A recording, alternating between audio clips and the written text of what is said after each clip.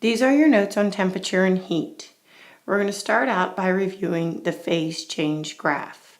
You should remember the phase change graph when we studied physical properties of matter and studied how change of state is a physical change.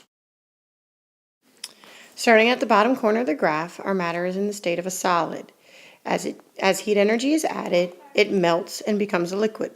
Remember, the flat regions of the graph indicate a change of state, and the reason that the temperature plateaus or stays the same is because the temperature of the matter will not rise until all of the matter has changed state. The matter is a liquid and it vaporizes into a gas. There's two different processes this can happen through: boiling and evaporation. The difference between boiling and evaporation is basically whether or not there's the addition of heat energy added or not. Evaporation can happen without the addition of heat energy. The molecules at the surface of the liquid manage to get enough energy to change into the gas state without the addition of heat energy. With boiling, there is heat being added. Moving back down the graph, we're going to be taking away heat energy.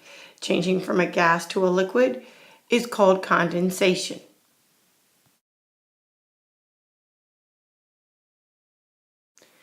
Changing from a liquid to a solid is freezing.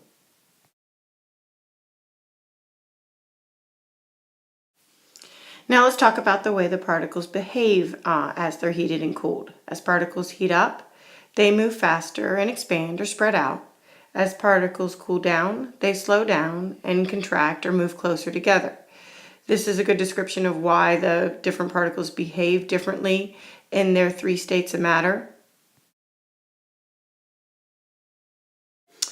It also explains why we need things like joint expansions in bridges and roads and sometimes even in buildings to accommodate for different seasons and different temperatures under the stress of the expansion and contraction through different seasons.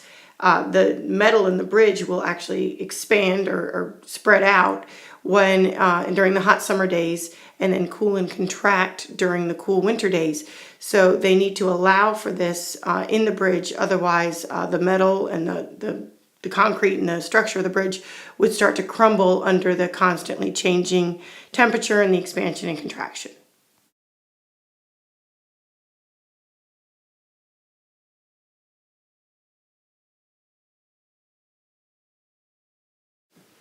Each substance has its own freezing or boiling point. You probably remember this from when you were doing your Element Superhero project. Many of you chose to highlight super high melting points as incorporated that into your superheroes' character traits.